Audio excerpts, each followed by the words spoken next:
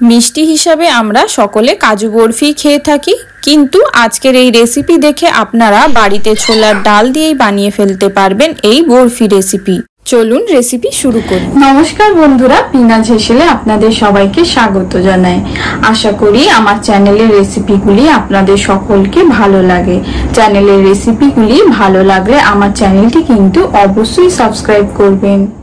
রেসিপির শুরুতে 1 কাপ পরিমাণ সেদ্ধ করে রাখা ছোলার ডাল একটা মিক্সিং জারে ঢেলে নিয়েছি। তার সাথে 1/2 কাপ পরিমাণ দুধ অ্যাড করে এখন আমি একটা স্মুথ ব্যাটার তৈরি করে নিয়েছি। একেবারে ব্যাটারটা কিন্তু স্মুথ হতে হবে, কোনো রকম দানা ভাব থাকা যাবে না। এখন চুলোয় একটা কড়া বসিয়ে দিয়ে দিচ্ছি সাদা তেল। তেল গরম হয়ে গেলে তেলের মধ্যে বেটে রাখা ছোলার ডাল দিয়ে দিচ্ছি। এইখানে আমি 2 চামচ পরিমাণ তেল ব্যবহার করেছি। আপনারা চাইলে তেলের পরিবর্তে ঘিও ব্যবহার করতে পারেন। তার সাথে দিয়ে দিচ্ছি 2 থেকে 3টে তেজপাতা। এখন ডালটা তেলের মধ্যে অনবরত নেড়ে চেড়ে কষাতে থাকবো।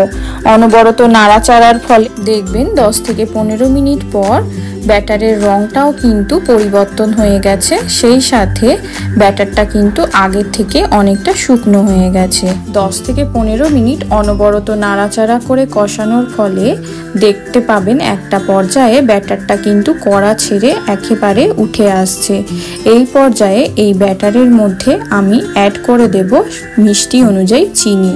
এখানে আমি 1 কাপ পরিমাণ ছোলার ডালে 1 কাপ পরিমাণ চিনি ব্যবহার করেছি।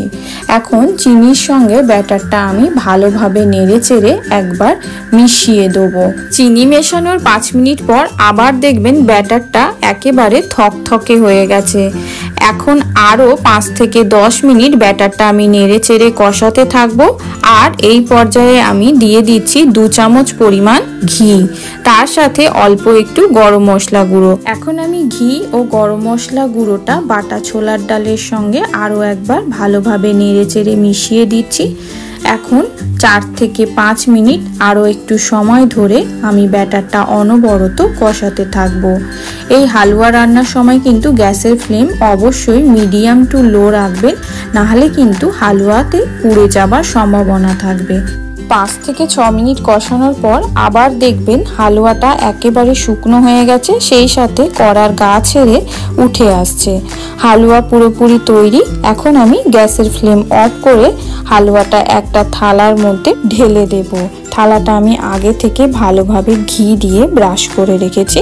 এখন থালার উপরে আমি অল্প কিছু ড্রাই ফ্রুটস ছড়িয়ে দিচ্ছি। এখন এই কুচানো ড্রাই ফ্রুটসের উপর তৈরি করে রাখা হালুয়া ঢেলে দিচ্ছি।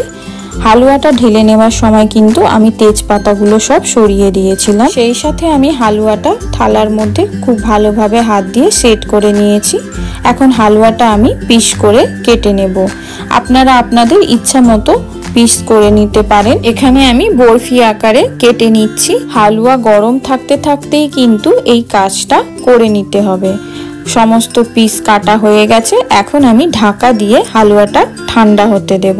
বাড়িতে কিন্তু এই রেসিপিটি ট্রাই করতে পারেন। হালুয়া ঠান্ডা হয়ে গেছে।